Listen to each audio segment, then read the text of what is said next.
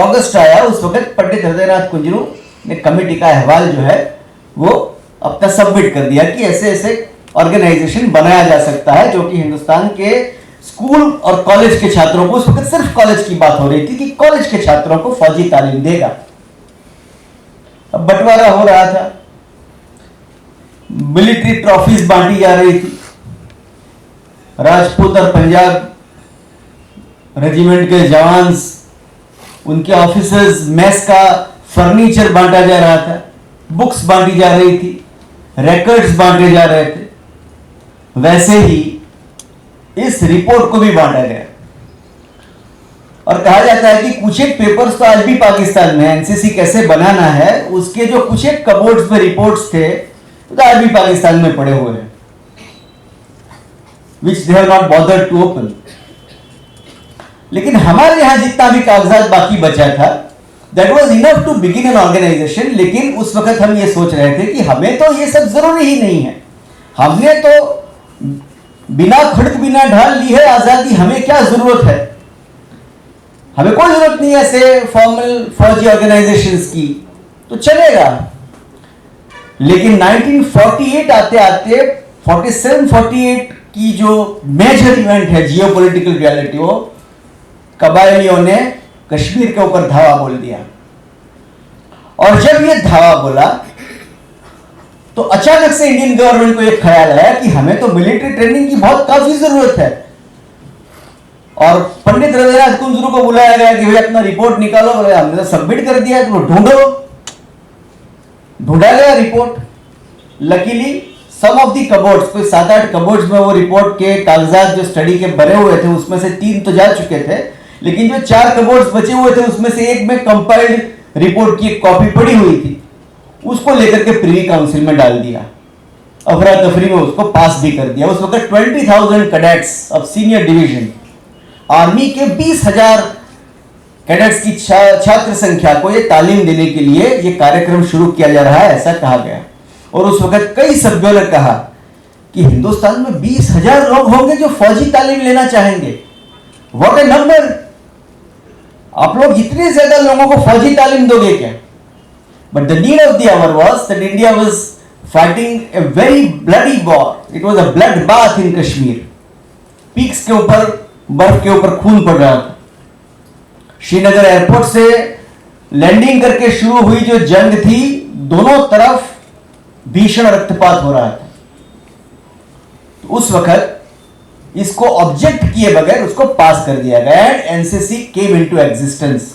बोल दिया कि भाई अब जब कॉलेज खुलेंगे, इस वक्त नवंबर का महीना चल रहा था, नवंबर दिसंबर का, उसके बाद जनवरी आया 1948 का, डिस्कशंस चलते गए। 48 में अचानक से कह दिया कि अब जब कॉलेज खुलेंगे 1 महीने के बाद तो हम 20,000 कैडेट्स को ट्रेनिंग देना शुरू कर देंगे।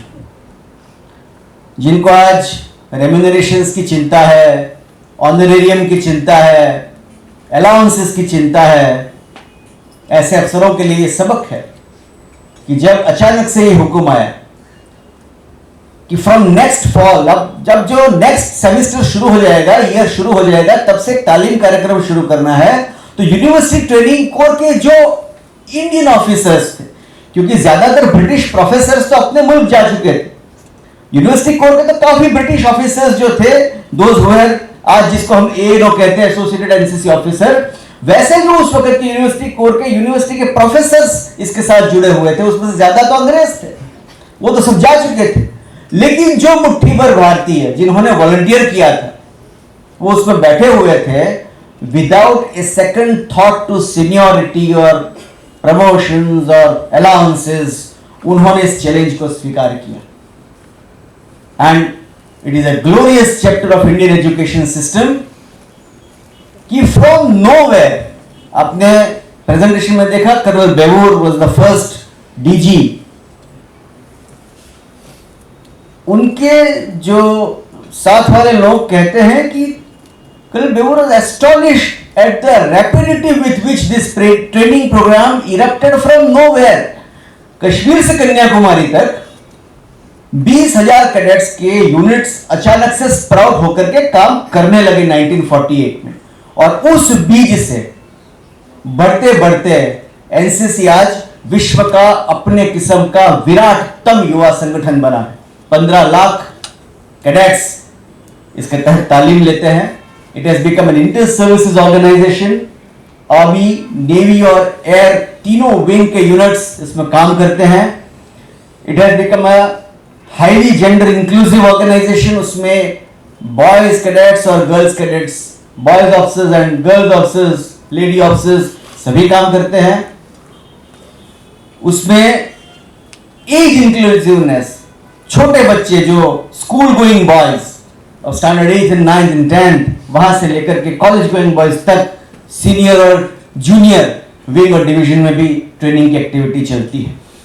तो it has grown into a mammoth body. और उसके पीछे एक इतिहास, और उस इतिहास का एकमात्र जानने का कारण एक प्रेरणा स्रोत खड़ा होना करना है। अब 1948 में एनसीसी विधिवत स्थापित हुआ, तो एनसीसी का कोई फ्रीडम मूवमेंट के साथ तो अनुबंध होने का संबंध ही नहीं था।